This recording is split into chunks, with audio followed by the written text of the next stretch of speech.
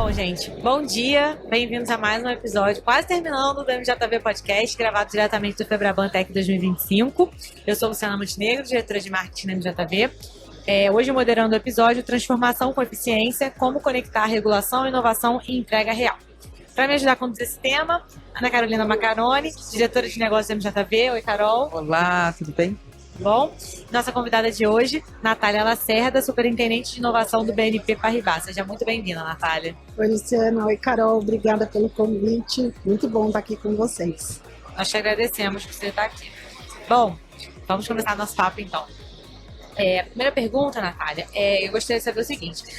Transformar em ambientes regulados, com certeza, não é uma tarefa fácil, né? É um desafio.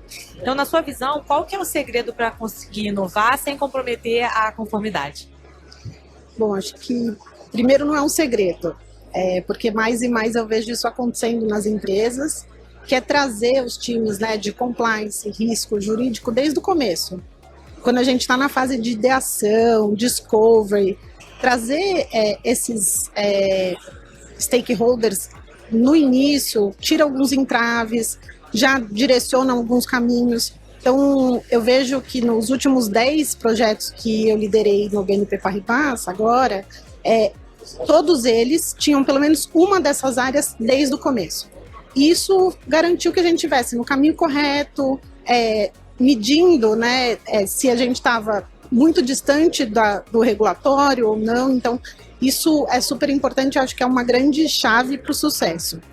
Mas é importante também dizer que o nosso ambiente regulatório aqui no Brasil tem um agente muito importante, que é o Banco Central. Então, é um agente que estimula a inovação.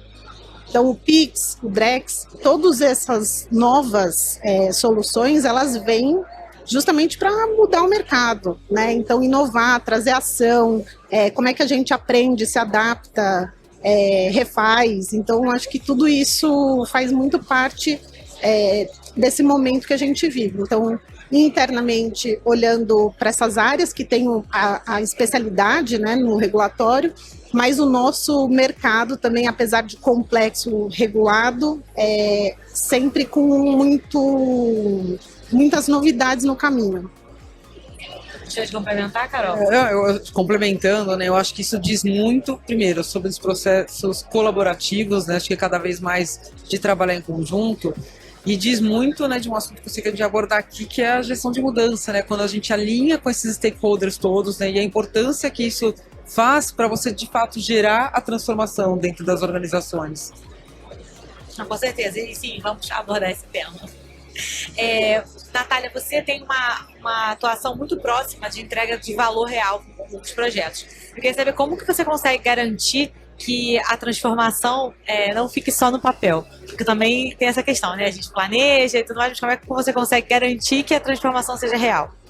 Eu falo, e para mim, não dá para ser só um PPT bonito, não dá para ser um PowerPoint que vai ficar ali no archive, né? no nosso e-mail, e nunca mais a gente vai olhar. Então, eu trabalho da forma que primeiro o time tem que entender qual o problema, o que é valor para o cliente, né? Então, onde que a gente quer atuar? Entendendo esse momento, né, definindo muito claro para onde a gente está indo, a gente precisa medir, criar métricas de sucesso. E aí entender que ao longo do processo, do projeto, a gente vai ajustando, né, a rota, o caminho e colaboração. Então, criar o valor, definir métricas de sucesso e colaboração. Então, quando a gente tem esses 3 ingredientes, fica mais difícil de ser um PPT bonito e muito mais fácil de ser algo conectado entre estratégia e execução. E aí a execução, ela passa a ser um ganho para todo mundo. As pessoas conseguem ver ali no dia a dia como é que as coisas estão avançando, o que está acontecendo, que aquilo está melhorando a vida dela ou o dia a dia.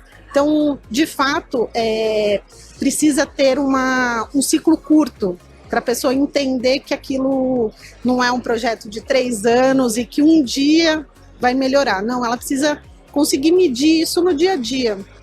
Então, isso ajuda muito a não ser só um PowerPoint bonito, ajuda a ter estratégia e execução bem alinhadas.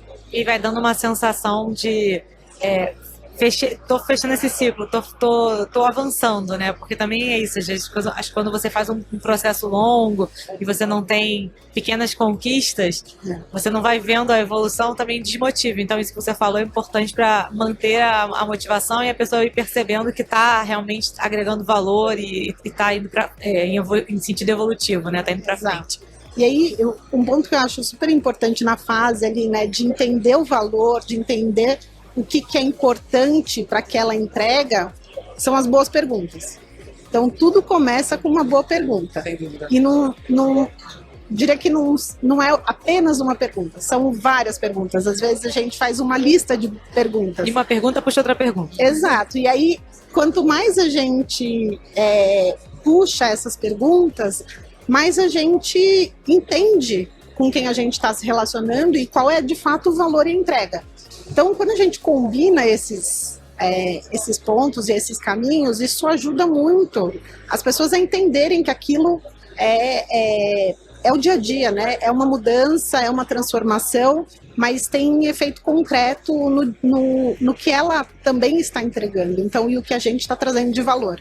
Então, eu acho que vai muito por esse caminho de boas perguntas, colaboração, medir, ajustar quando precisa. Isso diz muito sobre a cultura, né? É uma mudança de cultura, porque muitas vezes, né, eles colocam um peso na área de inovação, ou, né, na pessoa de inovação, uma mudança muito disruptiva, né, da noite para o dia, sendo que essa questão que você comentou de medir, de responder essas perguntas, já são resultados de uma mudança que está acontecendo, né? E muito isso diz sobre o mindset que a empresa também, a organização leva, né, para que todo mundo conseguir responder nessa velocidade, entender que os resultados vêm desta forma, o resultado vem, né? Então não fica aquela sensação de que eu investi e agora, né? Que não deu retorno, porque é um pouco intangível, né, o trabalho, né?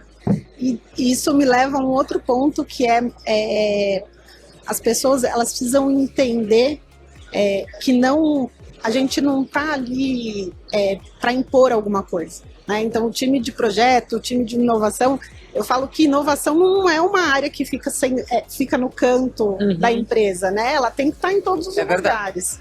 Então, ter a figura, né, de inovação é mais um agente. Como é que a gente contribui para a transformação mais ampla? Então, acho que a grande sacada o PowerPoint bonito, ele funciona se você só quer uma agenda própria. Se você quer realmente transformar, é colaborativo, tem que medir, tem que saber que vai errar e vamos ajustar, só que tem que ser rápido. Também não dá para esperar e ver lá na frente que esse era o caminho, né? Então vamos ajustando as cotas e vamos trabalhando junto. Então, o grande diferencial é isso, né? Mão na massa e trabalhar colaborativamente. E falando em transformação, a gente volta para o ponto que a Carol mencionou sobre change management, né? Gestão da mudança, porque a gente transforma, tudo muda o tempo todo, e até no podcast que eu estava gravando mais cedo, o outro convidado falou, e a questão de mudar sempre foi assim, sempre as coisas mudaram. Só que no momento que a gente vive, as coisas mudam muito rápido. A velocidade da mudança é que mudou. Então, falando desse ponto de change management, ele não é só uma mudança de processo, ele envolve uma mudança de cultura, como a Carol estava mencionando. E eu queria saber como que você faz para engajar times em jornadas de mudança contínua. Bom, esse é um desafio, né? Mas eu acho que como todo desafio tem sempre uma oportunidade. E a oportunidade aqui é justamente engajar as pessoas de que a transformação ela não é um evento, um momento. Ela é o nosso fluxo, o nosso caminho, né? Então, quando a gente fala em jornada, é muito por isso. Ela não tem começo e meio e fim. Ela vai acontecendo.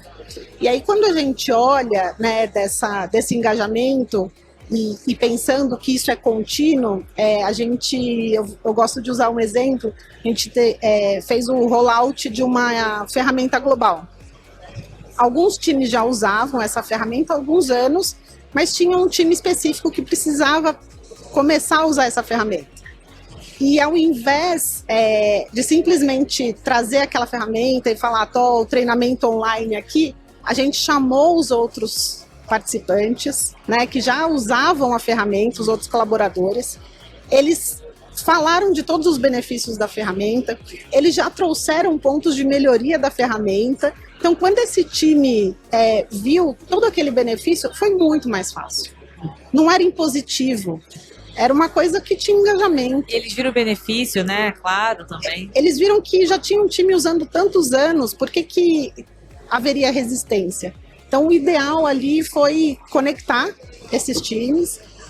E aí, para o time, né, que estava ali tocando o projeto, que estava tocando a iniciativa, foi muito mais fácil. Porque, de novo, não era uma decisão que chegou e pronto. Foi construído. E aí o time que tinha já o conhecimento da ferramenta viu como uma oportunidade de aprender coisas novas, porque já tinham novos modelos lá que poderiam ser utilizados. Então essa atualização foi bom também para o time. Então isso reforça para mim que a mudança contínua, a transformação, ela é um processo, né? Ela não é um marco, ela não é um evento específico. E eu achei que isso é muito interessante que você está trazendo, porque e é muito bom que o BNP Paribas, né, pense dessa forma, tem esse mindset que eu falo, a gente está aqui, né, na maior feira de tecnologia para serviços financeiros e cada vez mais a gente fala de adoção de ferramentas, né, agora com IA e tudo mais. Então é muito importante criar narrativas como essa, né, criar esses engajamentos, esses champions todos, né, que podem trazer essa experiência para realmente alavancar a adoção de qualquer ferramenta que possa existir, porque no final é uma interação muito humano-máquina mesmo, que a gente vai o tempo todo ter essa ligação, né? Então acho que isso é muito bom quando se tem um processo de gestão de mudança, né, trabalhando com esse layer ali por trás e isso engaja uma organização como um todo. Eu acho que foi muito interessante que você mencionou nesse seu exemplo, que vocês não trouxeram só as pessoas que já usavam falando dos benefícios, mas vocês foram também transparentes falando do que poderia ser melhorado. Acho que isso também causa uma confiança, gera uma confiança, né, nas pessoas que estão recebendo o treinamento, porque eles estão vendo que você está sendo verdadeiro e não tá maquiando a realidade para eles, né? Então, eu imagino que isso também contribua para a maior adoção. E acho que o engajamento tem muito uma ligação direta com confiança e além da confiança, da forma como as coisas acontecem. Então, se a pessoa entende que ela é parte daquela construção, é muito mais fácil. Então, quando a gente olha, né, que a pessoa ela foi parte daquilo, ela ajudou a construir aquilo e ela confia no que os times de projeto estão trazendo, isso ajuda, assim, muito, 50% de taxa de sucesso já vem desse começo, o resto é execução. Exato. Mas confiança e engajamento é o primordial. É a base, só a base. Sim. E eu queria agora falar um pouco sobre a questão de eficiência e eficiência e inovação.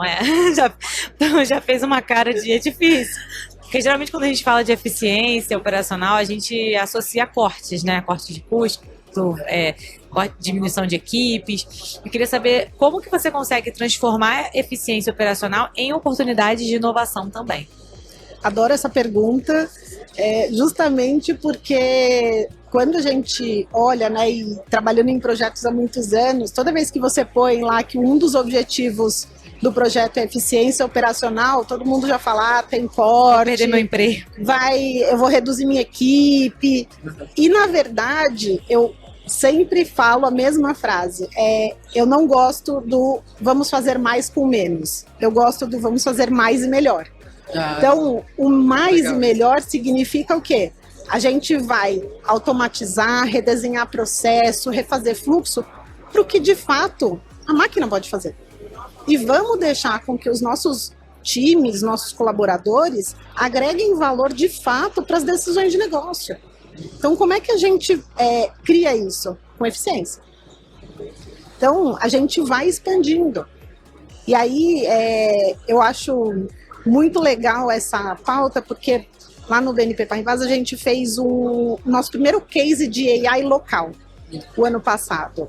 E a gente reduziu um processo de 4 horas para 15 minutos. Olha aí. E foi fantástico, surpreendente, assim, surpreendente. A gente não esperava tanto ganho. Você pode contar um pouco mais, sem entrar em detalhes sobre o que foi esse processo? Foi um processo interessante que o próprio time identificou a melhoria e a gente entrou trazendo quais eram as soluções internas que a gente poderia explorar.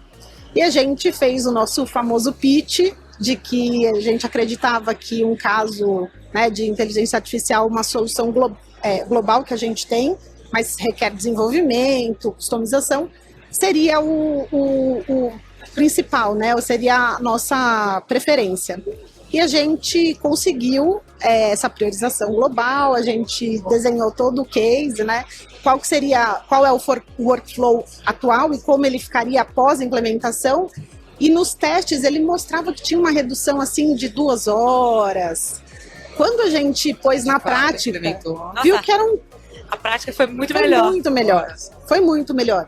E aí, a implementação dessa solução, ela adicionou para a gente uma camada de controle. Então, um processo que demorava 4 horas, agora roda em 15 minutos e eu tenho uma camada de controle de 10 minutos. Então, eu continuo garantindo, né, que a execução está sendo feita, ela é mais eficiente e eu tenho a segurança do processo. Então, eu continuo com o meu risco super controlado. E isso abre espaço, porque esse time era um time que precisava melhorar o setup ali, outras coisas no seu dia a dia, tá? O business crescendo, algumas volumetrias aumentando, isso impactava muito diretamente aquele time. Então, a gente foi justamente assertivo. Então, reduzindo 3 horas e meia daquele processo, muito significativo. As pessoas foram focar em outras coisas que geram valor, que agregam e que trazem valor, mais negócios, né? Então, acho que esse é o grande ponto, assim, a eficiência permitindo que a gente possa inovar. Então, a eficiência não como um corte, uma redução, mas a eficiência como transformação mesmo, como um viabilizador. E uma eficiência muito voltada a uma experimentação também no final, né? Porque a gente precisa testar, né? Vamos esse conceito de uma POC, de um business case, né? De um use case, eu acho isso muito legal. Porque assim, vamos testar isso daqui. E eu sempre falo que o insucesso também é uma métrica. Tem que entender o que deu errado, né? Mas às vezes as pessoas já querem fazer algo muito transformacional e é mais difícil você aprovar, mais difícil os recursos são maiores, o tempo. Então, poder fazer algo menor que realmente faz a diferença, quer dizer, ali você já pode ter um resultado muito imediato, que era depois escalar isso para outras áreas, para outros processos. Então, acaba sendo muito bom. E nesse exemplo que você deu, achei interessante porque provavelmente o time que foi envolvido e que antes gastava 4 horas e passou a gastar 15 minutos, talvez até a própria tarefa como era antes também não era algo prazeroso para eles. Então talvez por conta disso ter dado certo e ter sido benéfico para eles mesmos podem passar a identificar novas oportunidades de eficiência e enxergarem a eficiência como realmente uma oportunidade de inovação e não necessariamente como algo negativo para eles, né? E mais do que isso, né? Eles viraram os embaixadores. Os champions, né? A gente fez algumas apresentações da solução e aí só por esse motivo eu construí mais 6 business cases, né, para submissão, ou seja, as pessoas viram que funciona, deu valor, gerou valor, em prática, tá rodando. Então assim, agora todo mundo quer, agora eu tenho uma fila, né? Agora o desafio problema bom, como é que a gente entrega. Muito bom. Muito legal. E já estamos chegando nas últimas perguntas aqui. Queria saber agora, olhando um pouco para o futuro, Natália, quais tendências que você enxerga como mais críticas para quem lidera a transformação no setor financeiro? Bom, entrando no 3º dia de Febraban Tech, a pauta é inteligência artificial.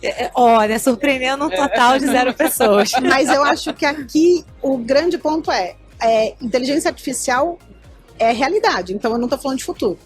Para mim, futuro é o que a gente vai fazer com a inteligência artificial intencional. O que eu quero entregar, qual o valor, qual o risco eu quero reduzir, mitigar, e como é que eu melhoro a vida do meu cliente.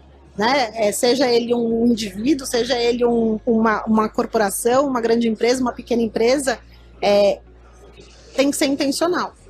Então, falar de inteligência artificial, a tecnologia está aí, ela está disponível. Agora, o que isso tudo vai ser refletido é a grande diferença, né? O tempo de implementação das coisas, o tempo de fazer dar certo, vai ser um grande fator de sucesso. Quanto mais rápido e maior a adoção, mais fácil de funcionar. E você vê uma oportunidade também de capacitar as pessoas das empresas, das diferentes áreas, diferentes níveis hierárquicos, né, com relação à IA, porque é algo que, óbvio, tá, como você disse, é presente, mas ainda tem uma certa distância, vamos dizer assim, de entendimento, né? Como que você vê isso? Era o segundo ponto que eu tinha na cabeça mesmo, que não adianta ter a ferramenta e a tecnologia, ou seja, a gente tem uma infraestrutura que nos permite muitas coisas, mas a partir de agora, como é que a gente faz as pessoas adotarem essa ferramenta? Elas entendem para que serve, quais são os casos de uso, tem uma questão de aculturamento muito forte. Então, a gente está passando pela transformação muito rápida.